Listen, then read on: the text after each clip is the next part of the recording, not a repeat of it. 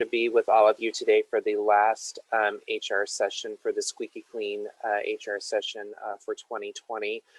It has been quite a year, I think we can all agree.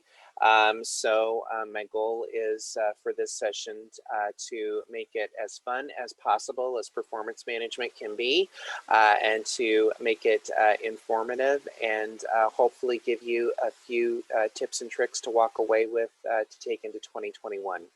So without further ado, we're going to jump in here. So the agenda today, we're going to do an overview of performance management, the process of planning for appraisals, do a review of what the components are for communicating and planning for appraisals, setting goals and objectives. We're going to talk a little bit about ratings, and then I also want to talk a little bit about the perils of ratings, especially in the COVID environment that we all find ourselves in right now. So the first thing here, one thing I do want to clarify is that many times individuals will say performance appraisal and use that term to encompass the entire performance management process. There's a difference between appraisals and a performance management process. Appraisals are one-time events. They are finite. They are meetings that occur typically between the manager and the employee to assess performance. Appraisals can typically be one-sided. They can usually go something along the lines of the manager reading, which I have had the opportunity and pleasure of having a manager read to me everything on a performance review, and with very little opportunity for the employee to respond back or give feedback. They're retrospective. They talk about what has occurred. They're not very future forward, and they can shut down conversation, because if you're talking to someone retrospectively, you could be talking about challenges the individual encountered, issues that the individual encountered, and focusing a little bit more heavily on what went wrong rather than talking about lessons learned and what can be done more, better, different in the future. Appraisals are short term. Again, there's not a lot of forward thinking typically done in an appraisal. It is a review of what's already happened. So the one-sidedness of it and the short-term process view that it takes really doesn't lead to a lot of strategy thinking or a lot of ongoing thought related to employee development. They can be correction oriented, more along the lines of what an employee did wrong and what the employee needs to fix it. And we all know that there is a place and time for those conversations to happen. But far too often, employee appraisals are geared toward corrective action rather than coaching and growth. And then last but not least, they're form heavy. It's usually checking the box to say that they've been done. I've worked in organizations where performance management was looked at as a positive, and it was looked at as an opportunity to succeed and grow. I've also worked in organizations where the opposite has occurred, where performance management and in particular appraisals were often late. They were often left to be done as the last thing that the manager wanted to complete. This permeated the organization, and when the performance appraisal was actually completed, it was more or less checking a box for the manager to say, okay, I've got this done, rather than a feedback tool or a communication device between the employee and the employer. The performance management continuum. The performance review or the appraisal is only part of performance management. So you have the performance review, obviously, but you also have performance planning, and you also have goal setting and planning that needs to be tied into the performance management process. The other thing that I would say that overlays all of this is transparency within the organization for communication and feedback. Also creating safety within the organization for the employee and the manager to have open and honest communication at any time regarding the employee's performance. Because again, We all know that the performance management process is not one and done. It's not just the performance review or the appraisal. It should happen all year long through monthly coaching sessions, or at a minimum, quarterly feedback sessions related to the employee's performance. Within the performance management system, there should be no surprises.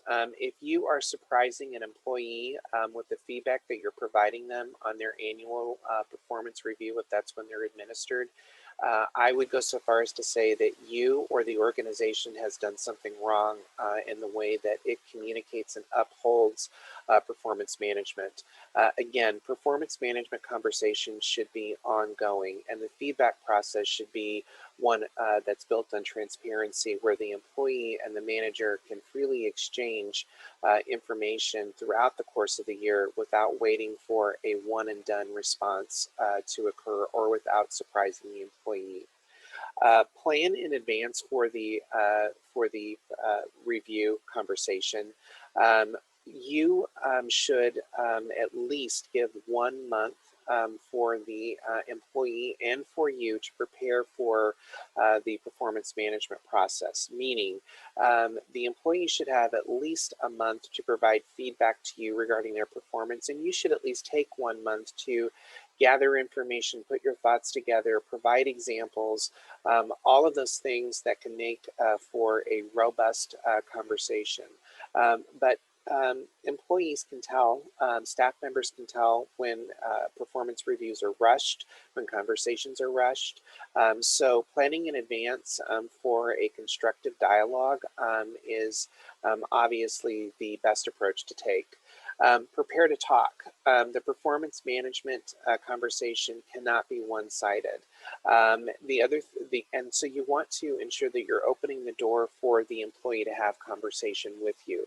The best way to do that is to, potentially allow the employee to see the performance review before it is formally reviewed with them. So I've had managers in the past who have sent me my performance review, allowed me to go over the information, write my questions down, and we go in and talk specifically about the performance or the questions I have related to specific areas. It's not a situation where I'm being read to during the performance management process. The other thing that I would say is you are not responsible for the employee's success. So if you are setting the stage for the employee to provide feedback to you, and the employee doesn't, or the employee half-heartedly provides feedback to you, you need to let the employee know that this is an opportunity for them to share ideas, to openly discuss information, and you can't work harder at this than they are. They have to have a vested interest in their performance, and they have to bring questions and discussion points to the conversation.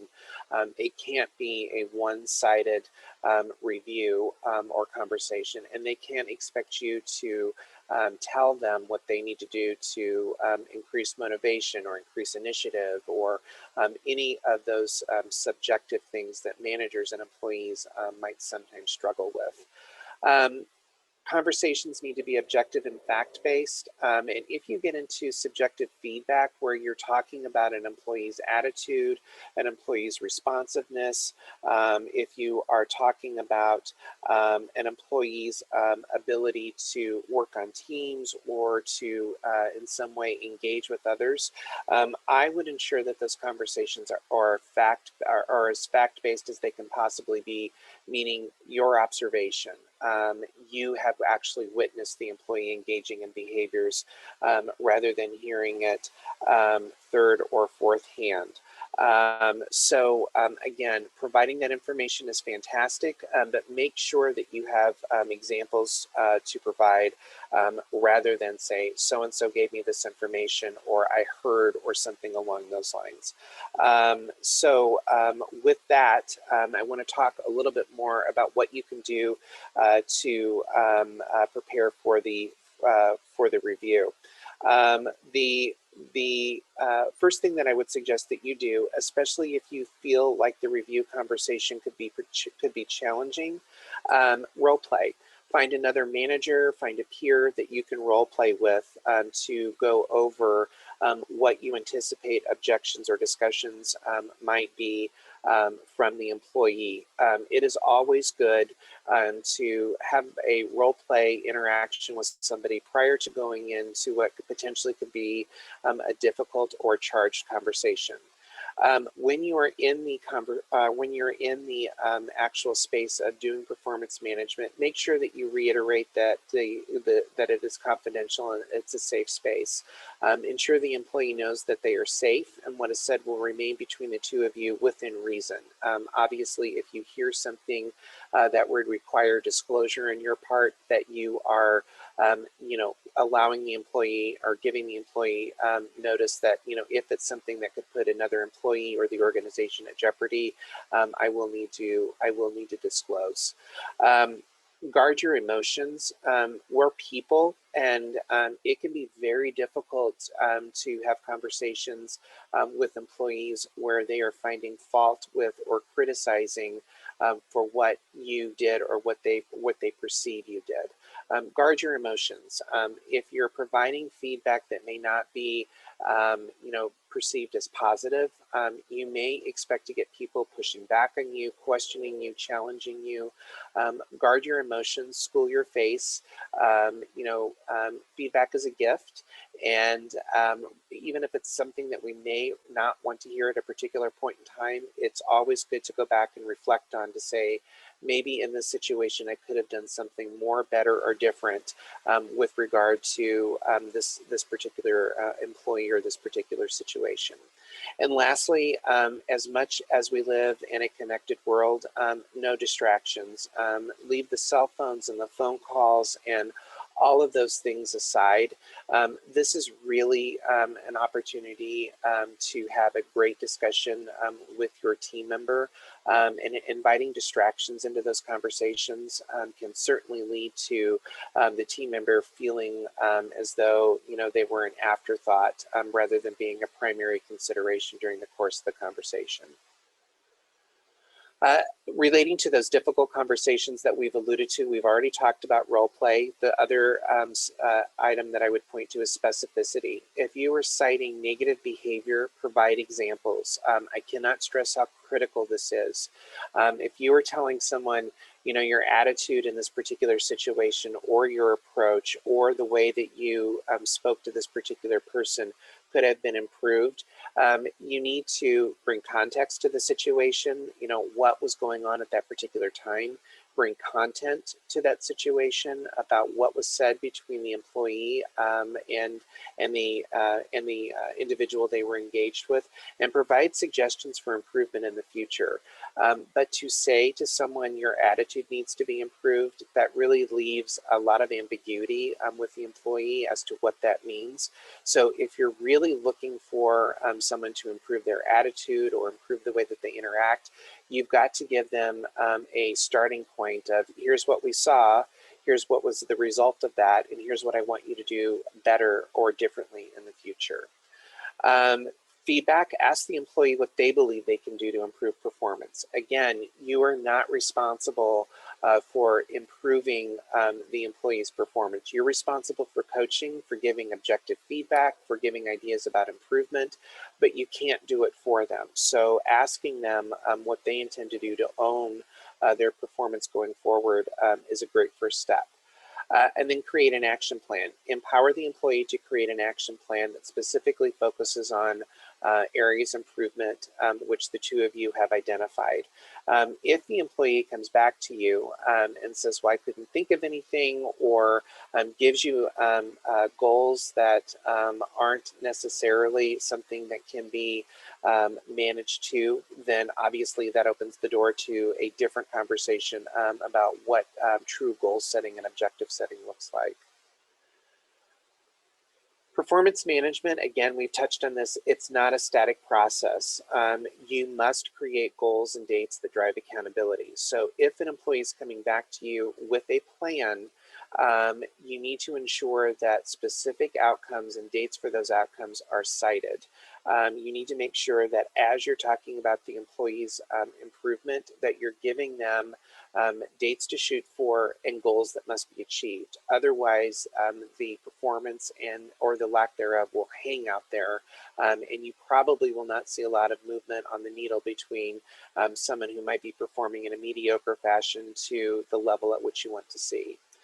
Be flexible with the process and be willing to change course. If corporate goals change, if direction in the department changes, if the division is assigned a very large project and it forces everyone to kind of deviate and pivot to something else, be flexible with that and understand that flexibility needs to be provided. We're working in a uncertain world, and if we need to pivot, we pivot. It doesn't mean that you still don't hold the employee accountable. It just means you may need to revisit the goals that you originally assigned to something that are more applicable. Maintain transparency. If the employee is coming to you and saying, how am I doing? Tell them. Be open, be honest. If you haven't seen improvement, you need to be courageous enough to walk into those conversations and say, I haven't seen a lot of improvement in your approach when managing teams. Or, great job. I see that you're trying. I see that you're soliciting feedback. I see that you're wanting to work with others. That's awesome. A lot of managers that I have found don't want to engage in conversations like that without having it be a formal documentation type of process. The richness of coaching comes in those transactional types of conversations where you can clearly look at someone and say, here's what I would have done differently, or I like your approach, with this particular person, but you may want to pivot and work with this individual in a different way. All of those things add to the performance management process, and they're things that you and the employee can reflect back on. But if you're constantly telling the employee that they're doing fine, or that you don't see anything that they're doing incorrectly, don't be surprised if they have a negative reaction to performance review whenever it's given, if you are telling them differently. Coach and assist, but do not own the performance improvement. And again, I can't stress that enough. Leaders sometimes take to heart if someone that they're working with doesn't succeed. That is not yours to own. Again, you set goals, you set objectives, you coach, you provide honest and open feedback, and you give people an opportunity to succeed. What they do with all of those things is truly up to them. And I've been as direct with folks that I have reported to me over the years to say that to them, because while I want to help you, I can't do the work for you, and that's critical to make sure that in the performance management process, as you're working with people, that they understand that role. Setting goals. All goals and objectives should tie to the strategic plan. If the performance goals that you are giving an employee cannot be tied to the strategy of the organization, then why are you undertaking them? That seems like a step in futility and absurdity to do something that's not going to help strategically move the organization forward.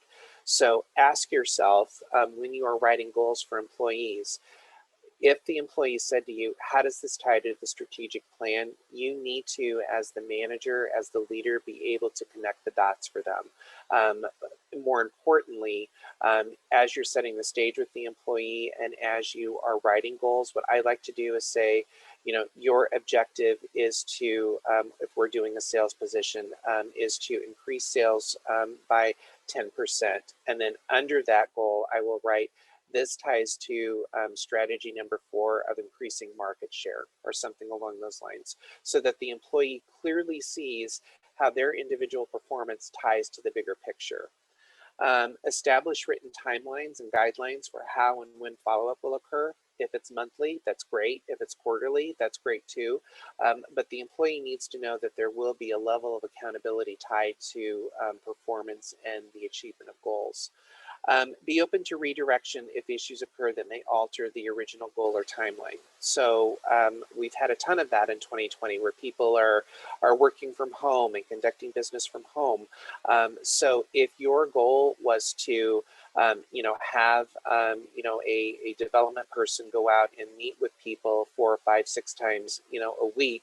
Maybe that gets pared down to 3 Zoom meetings a week, which is fine. They're still meeting people, they're still doing prospecting, they're still doing business development. You've just pivoted to the new environment that we're in. So again, you can still hold the employee accountable for production, but given the environment, you pivot and you reset and you continue to move forward. I'm not going to go through this in great detail, but we've all are aware of setting goals, the SMART goals. While this is, I think, overdone in many performance management sessions that I've attended and been a part of, I still think that is incredibly applicable. When you are setting goals for anyone, asking yourself, is it specific? Is it measurable? Is it achievable? Is it relevant? You know, again, is it tied to the strategic plan that we're undertaking? And is it time bound? At the end of the day, if you can say yes to all of those things, that's really going to get you to where you need to be to setting someone up for success, at least in terms of giving them goals and objectives that are achievable and that will help the organization move forward. Calibration, I really am a fan of calibration. I know a lot of organizations do not engage in calibration sessions, but I find that they're valuable. This is where you gather everyone together at the start of each year or at the start of whenever you do the beginning of your review cycles to ensure they understand the following. Why are performance reviews being done? What's the relevance of them? And what is the organization looking to measure? What are the standards of measurement? I have worked in organizations where I've implemented performance management, and it's amazing when you get managers around the table what the definition of a 3 is or a 5 is.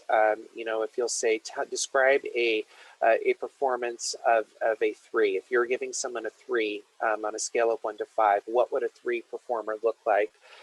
I could give you one definition of a 3, and somebody else could give you another definition of a 3. Oftentimes what I hear is 2 ends of the scale. One manager will say they do just enough to get by, that's why they're getting a 3. Other people will say they're meeting all the expectations of their job, that's why I'm giving them a 3. Well, you've got to figure out what the definition of that 3 is, because if as a manager you are responsible for helping to disseminate and speak to the performance management process in the organization, you have to be able to tell someone, well, I'm a 3, what does a 3 mean, and how do I get to a 4 or a 5? You've got to be able to articulate that. That may be, the performance management process may be something that HR administers, but it is a process that all leaders and managers own. How will people be evaluated? What does that look like? What are they evaluated on? What are the evaluations tied to? When are the evaluations provided? What does a corrective action look like? If I am not meeting objectives, what does a corrective action plan look like? Am I put on probation? Am I, you know, given an opportunity to improve my performance? If so, for how long? You've got to be able to talk about all of those things, because at some point, one of these situations will occur, and you want to make sure that you are in lockstep with how this process is administered. Otherwise, it calls into question the credibility. And then lastly, you also want to talk about employees owning their performance, meaning we will give you an environment to succeed. We will give you feedback and transparency and all of those things that we've talked about, but you are part of the equation too. And you need to ensure that you are doing your best to meet the goals and objectives that have been set out for you by your manager and by the organization. Rating scales. What are you hoping to achieve from giving someone a rating? What does that mean? What does it mean in your organization to give someone a rating? What does a 5 employee mean?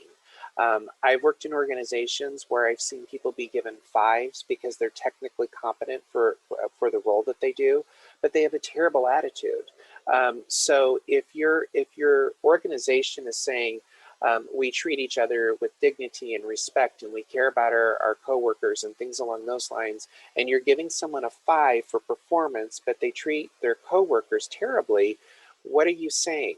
Again, it goes back to what does a 5 really mean? What does a rating really mean? And are you incorporating all of the facets of strong performance in those ratings, or are you giving people a pass?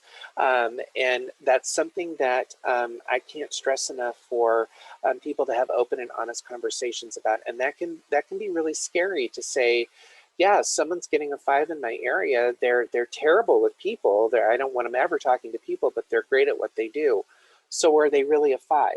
You've got to be able to have those open and honest conversations to know that you are administering the performance management process correctly.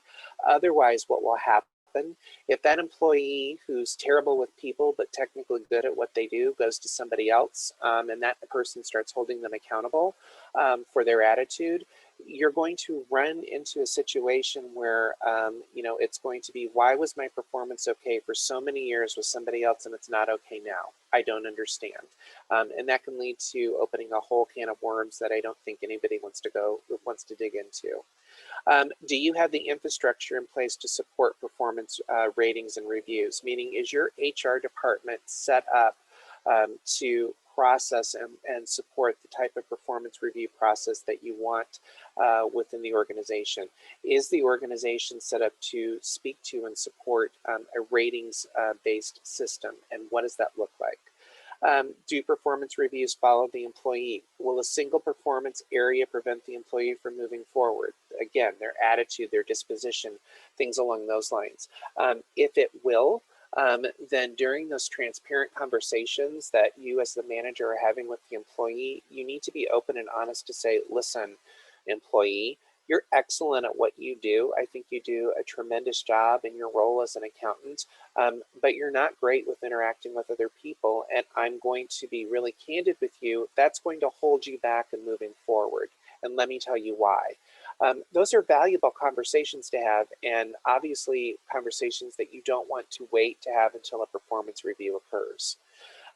Consider how ratings will impact the environment. Again, if I'm terrible with people, but I'm good at my job, and I'm telling somebody else that I got a 5 on my performance review, and someone else is getting a 3, and they're great with people, and they're great at their job, and they're only getting a 3, that's going to impact the reputation of the performance management process. It's going to reflect negatively on managers, one being too strict, one being too lenient, and it's going to lead to an organization that lends itself to, depending on who you get, will depend on the rating that you receive. Or if you're someone's favorite, you might get a better rating than someone who does things differently for someone else. Do corporate communications align with reviews? If you're saying, oh, we have rock stars in our organization and they're all getting 3s on their performance reviews, do you really have rock stars? What does that mean? Really think about the messages that you're sending when you say we have, above average performers in our organization. Well, then your ratings on some levels should reflect that. But I've done consulting for a lot of companies where I hear as soon as I go in, oh, our employees are rock stars. They're great. They're this, they're that, they're the other. And I start looking at performance reviews and they're 3s or 2.9s or whatever the case may be. When I go back and say, if they're all rock stars, why are they receiving 3s? One of these things is not like the other. And that really forces the conversation and the reflection to take place on, are we doing the right thing on behalf of our employees? When to review, this is really up to the organization.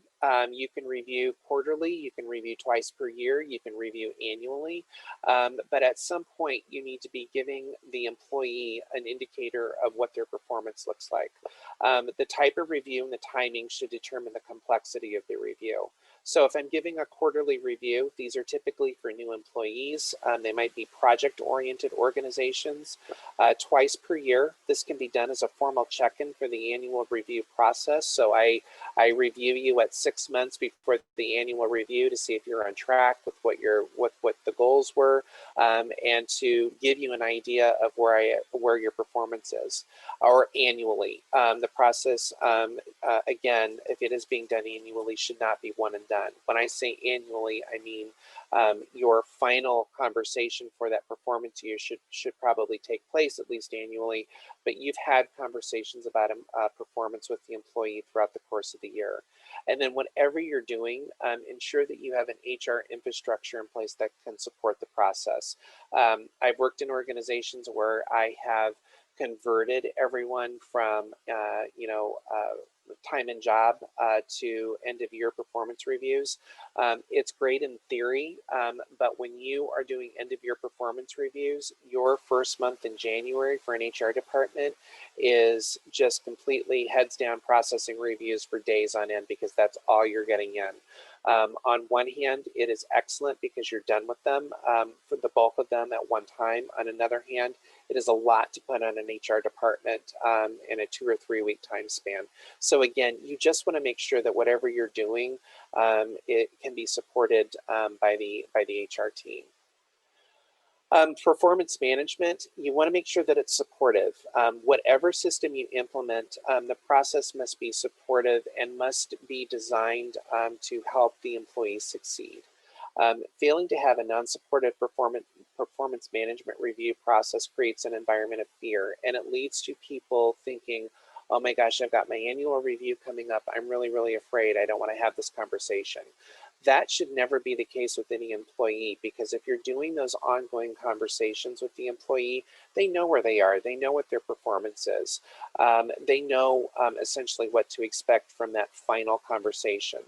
And an environment rooted in improvement does not create an environment rooted in fear.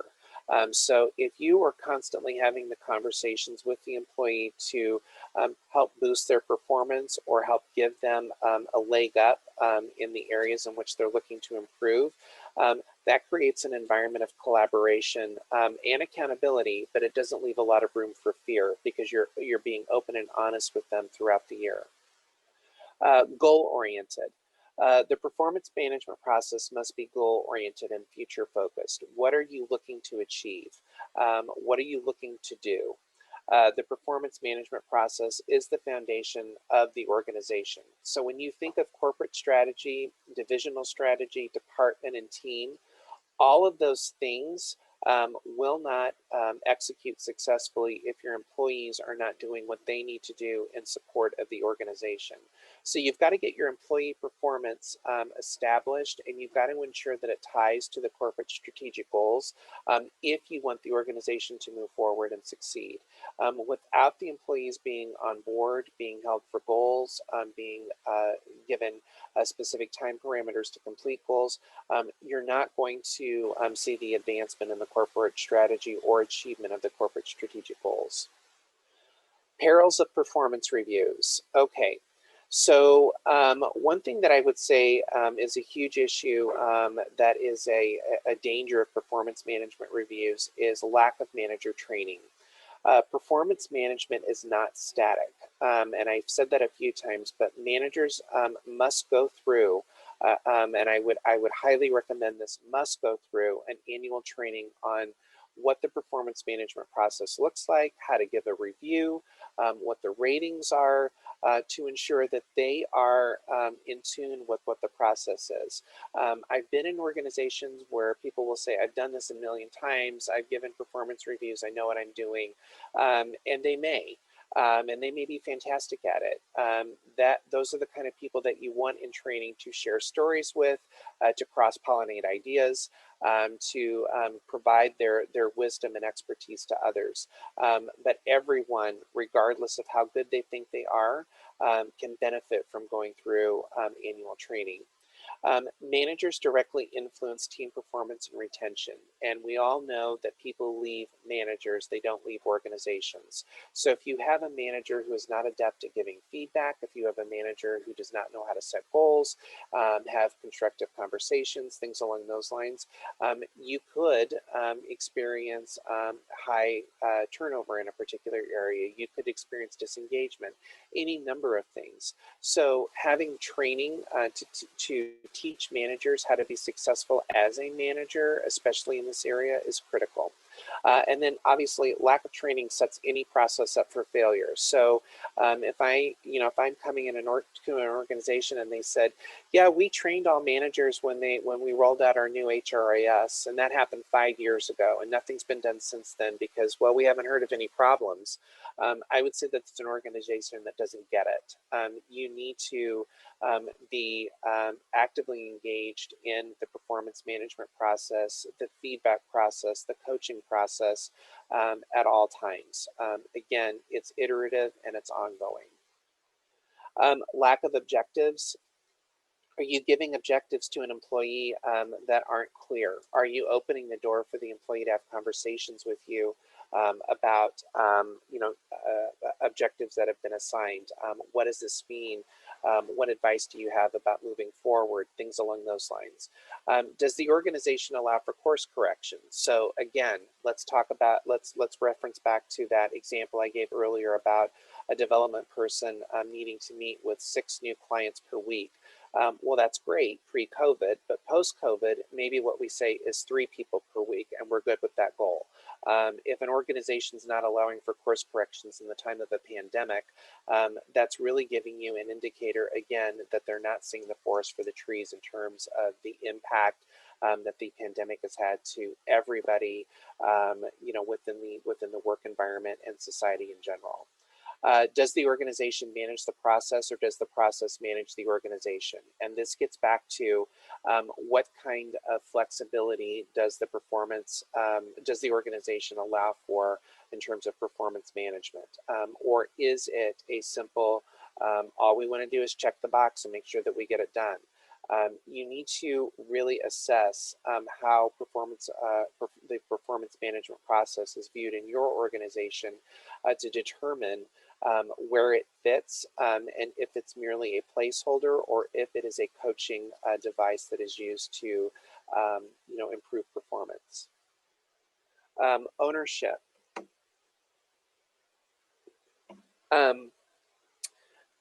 Within the organization, is the performance management process clear, repeatable, flexible, and does it evolve over time?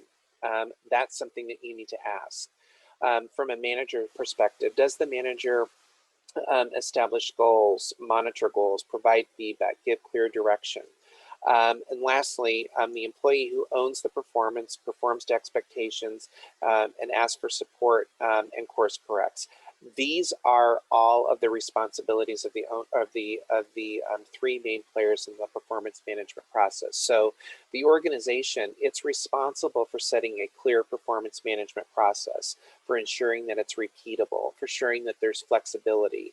The manager is responsible for setting those goals and objectives, and the employee is responsible for owning their performance and asking for support and correcting course if necessary. And I would ensure that everyone, when you're doing your annual calibration sessions, understands that they each have a significant role to play within the process, but that everyone needs to own their role. Everyone needs to do their part. In doing a performance review, we all know this, be honest. Are you invested in the employee's success, or are you looking to coach the employee out? Do you have conversations rooted in compassionate accountability? And by that I mean, we have individuals who are now working from home. We have parents who are teaching kids from home. Dogs bark, spouses walk through, any number of things happen in our new Zoom environment. Are you okay with that, or do you give the employee a hard time when you're having a meeting and you hear their dog bark? Do you chastise them for that? Do you chastise them if you hear their son or daughter crying in the background? This is the reality for many new people. And instead of coming down on them with a hammer, are you being compassionately accountable? Are you saying, you know what?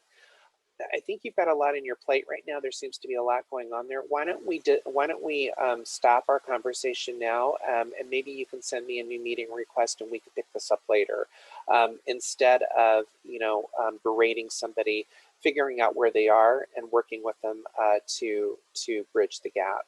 Are you looking at the employee objectively or through subjective filters? I said this on a presentation I gave not too long ago, but every single one of us has biases. We all do. And if you're saying that you don't, I would say you need to have an honest conversation with yourself. We all come to our relationships, our environments, situations with biases. If you are holding bias towards someone, or if you feel like you can't come to a particular conclusion regarding someone's performance, you need to have a really honest conversation of, is it a performance issue or am I being biased? And if I'm being biased, why? And figure that out, because if you're holding negative biases towards somebody because of past situations, whatever the case may be, fill in the blank, that employee is going to suffer as a result of that, and that's not fair. Put yourself in that employee's position and imagine if you had a manager who is biased toward you. That's not fair. That does not give the employee a fighting chance to be successful. So you need to assess and look at your biases. And if you are biased, figure out where it's coming from and figure out what you can do to own that and to manage it. It's not the employee's issue, it's your issue in that case. Be curious. Do you listen to the employee with the intention to understand, or to offer solutions, or are you too quick to tell them why they're wrong? If you're going to have an open and honest conversation with someone, you have to listen. And I know that this is an overused phrase, but you really, really have to listen. That's why I said earlier, leave all distractions out of the room when you're giving a performance review or when you're having a coaching session. Do you ask why or tell me more? Do you ask if an employee says, I don't feel like I can meet this goal? Instead of saying, oh, yes, you can. Do you say, tell me more? Tell me why you don't think you can do this. Let's talk about this. Do you push your own agenda without listening to what the employee is going through, without listening to the challenges that they're facing or the concerns that they have? If you're doing that, you're probably going to have someone disengage on you, and they'll probably tell you, yes, they can do it, just to get the conversation over with, rather than tell you, rather than engage with you in an honest conversation about what their concerns are. So when you're talking about the environment, do you create an environment where success is possible, or do you set goals that are so unrealistic that there's no way the employee feels like they can be achieved? Do you set the ground up for the employees so that it's so unlevel that they don't even bother to try? Do you give employees seeking advancement the opportunity to work on new and different projects? You know, often I have seen individuals apply for a manager or supervisor position and they're turned down. And they're turned down because they don't have any experience leading or supervising or doing new and different things. And the employee will say, what do I need to do to get to this position? And the manager will say, well, you need to lead more, you need to do X, Y, Z, or I'd like to see you do, you know, a project or lead a committee, but they never give them a chance to do it. If you are looking for an employee to advance, stay engaged, and stay connected, and they're asking to be given more responsibility or to be given the nod that you have confidence in them to move forward, you've got to give them the opportunity to do that. You've got to give them the opportunity to get some experience. So ask yourself, do I really open the environment up for people to learn and grow? Are employees given the chance to stretch their leadership muscles? You know, a lot of individuals need those opportunities to, you know, maybe maybe be responsible for closing, you know, the office on certain days. Do you give them responsibilities for engaging with certain clients? Do you give them the responsibility for working or being the lead on a certain project? Are they given the opportunity to do this? Or do you even open the door for them to do this? If you're not opening the door for people to explore what they can do, you'll find an organization of people who won't ever offer because they'll think, well, I'm not being asked. They must not believe I can do it, so I just won't offer. And that's exactly what you don't want. So if you're looking to create an organization of high performers, you've got to open the door for them to be successful. Don't work harder than the employee. I know I've said this a few times, but I can't stress it enough. When obstacles arise with the employee, um, give them a chance to work through the problem. Don't take it over for them. Give them some ideas about what they can do to overcome the situation, and tell them, go try that and come back and see how it works. Or turn the tables on them. Well, employee, what do you think we should do to solve the issue? If you think for the employee through every situation, if you help them in every situation, in essence, bail them out, they will not grow, and you will begin to become frustrated because those performance management conversations will sound like a wash, rinse, repeat cycle of, I want you to take on more projects, or I want you to take on a greater leadership role. They're going to run into the same problems, and they're going to come to you for results, and you're going to help them, and you're going to go through the same vicious cycle. So give them the opportunity to solve problems on their own. Yes, they may fail, but that's when you can come in either prior to that to sort of save them from themselves, or you can help them, if something does go off the rails, you can step in, but give them those opportunities to learn and grow. Some issues with ratings that I want you to consider as you're working through your performance management process is the halo effect. Performance is based strictly on positive qualities.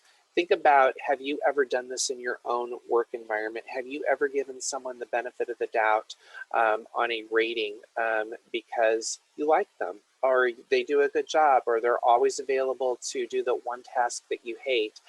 So I'm going to give you a better rating here because you bailed me out.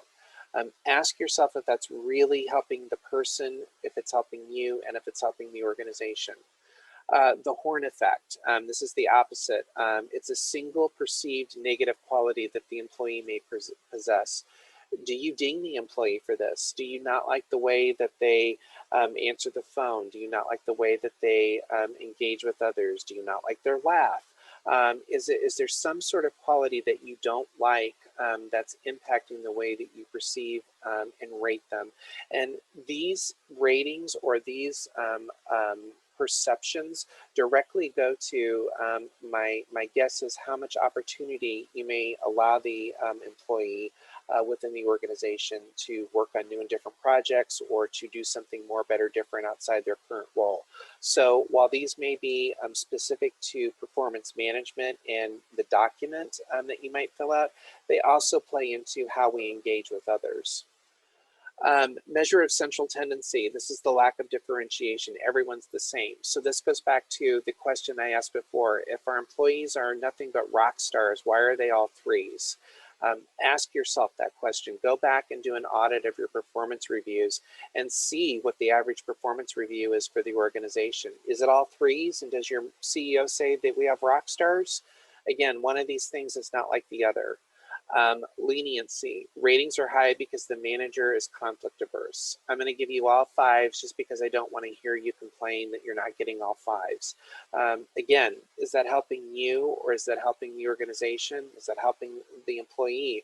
And it also can go to, I'm not going to give you a project because I don't want to hear you complain about you getting more work. I'm just conflict averse. So I'm going to treat you at arm's length, but I'm going to do whatever I can not to engage in conflict with you. Recency, this is a focus that's centered on what just occurred. So you messed that project up, but it was the first project you ever took on by yourself. I do see that you grew from it, but you messed it up, so I'm going to give you a 2.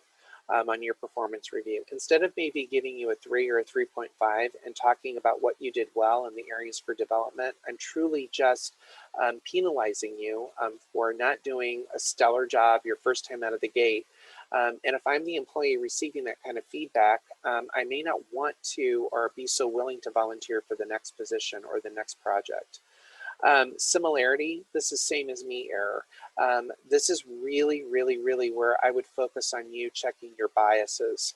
Are you allowing someone a pass, or are you giving someone preferential treatment because you're biased, because you have an internal bias toward an individual? And it can be for whatever reason. It doesn't matter. But ask yourself, why am I always giving someone 5s in this area or always giving someone 4s in this area? Am I biased toward them? And if so, why? Why is that occurring? Constancy, this is where you rank or force rank employees so that 1 through 10, someone's good and someone's bad. And that may not be the case in all situations, but it's where you're forcing people in a tier. But again, ask yourself, are your top tier people really there because of performance or for some other reason? And then lastly, the one thing that I would say that I throw in is preparation. So ratings can be in peril if a manager fails to prepare for the review or rushes the preparation time. So I can give someone all 3s because I was up at midnight doing their performance review for a meeting the next day, barely paid attention to anything, just gave them all 3s and went in and gave them their review. Again, not fair to the employee, not fair to the organization, not fair to you. So as you're going through all of this process and you're thinking about performance management, all of these things come into play because they all affect the way in which the performance management process is applied, executed, and perceived within the organization. So how to avoid rating errors, just some quick tips here. Have annual calibration sessions. Make sure everyone's on the same page with what a 5 is, what a 3 is. Ensure performance management process is a continual conversation, not a single event. Make sure conversations occur throughout the year. Again, those transactional conversations can be valuable to employee performance. Do quarterly review mini sessions to provide feedbacks for employees to course correct. So at least once a quarter, bring the employee in, take their goal sheet out, and look and see where what they said they would achieve and where they are in relation to those goals. Hold employees accountable. Don't do the work for the employee, and evaluate if you're operating with hidden biases or filters. And I really challenge you to think about that, again, knowing that we all come to the table with those. And conduct follow-up sessions. Set a date to meet again, sends a message to the employee that solving the performance problem is important to you. So while they're responsible for their performance, telling them that you want to meet with them to figure out what they want to do to course correct gives an indication that you haven't given up on them, that you want to hear what they have to say. And a follow-up meeting enables you and the employee to get together to discuss any progress or problems and plan further action. It becomes more of a collaborative conversation rather than a transactional conversation between you and the individual. And that's all that I have for today's session. I think we've got about 5 minutes left. I don't see any questions. Abby, did we have any? Yeah, I think everything that's come through has been answered so far. So thank you so much, Ralph. If anyone has any other questions, we do have a few minutes, so feel free to send those in the Q&A. We will send this recording out to attendees after, so you can always watch it there. So I'll just keep an eye on questions for now. And again, thank you so much, Ralph. Thanks for doing all these sessions so far this year. And we will be working on our 2021 calendar here shortly, and we'll make sure we get that out to both NAM and HRAM members after. Okay. And yes, the presentation will be sent out to attendees after. I just saw that one come through. Okay, sounds great.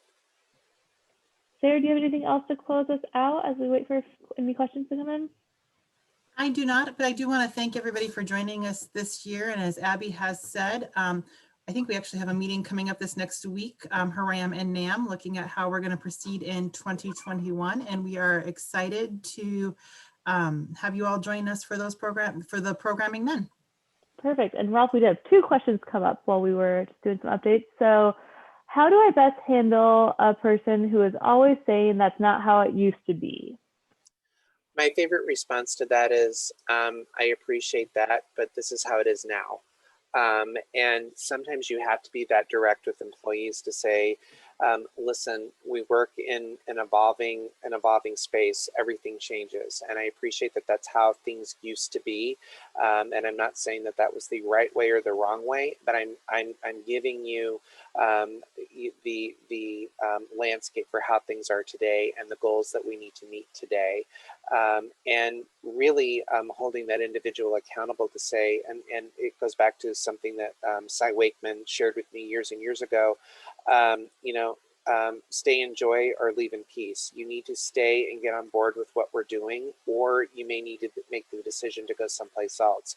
Those are things that need to be decided by that employee. But if they're going to stay, buy-in and engagement is not an option. They need to stay and they need to be on board with what needs to be done and what needs to be achieved, regardless of what occurred in the past. Perfect, thank you. And one last question. How do you role play difficult situations if the content is confidential?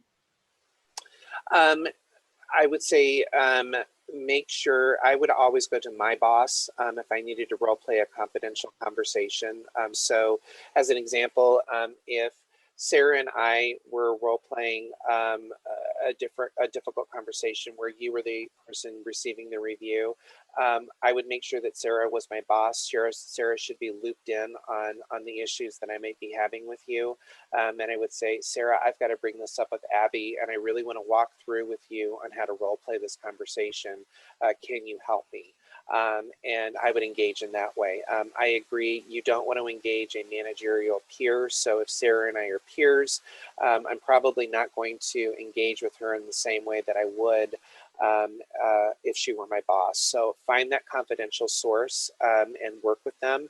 And if you're in a small nonprofit thinking, well, I don't know who to go to, I would reach out to NAM, I would reach out to Haram, and possibly what can be provided to you as a coach to help you coach through that situation. There are a lot of great HR professionals in town that you can say, hey, I can't go into all the details of this, but I need some advice on how I might navigate this conversation. There's always help out there. Perfect. Thanks so much. I think those are all the questions we've had come through. So thank you, Ralph. Thanks, Sarah, for this great partnership, and thanks everyone for attending. Hope you have a great afternoon, and keep an eye on your email for an evaluation and links to recordings. Yeah, Thanks, perfect. everyone. Take care.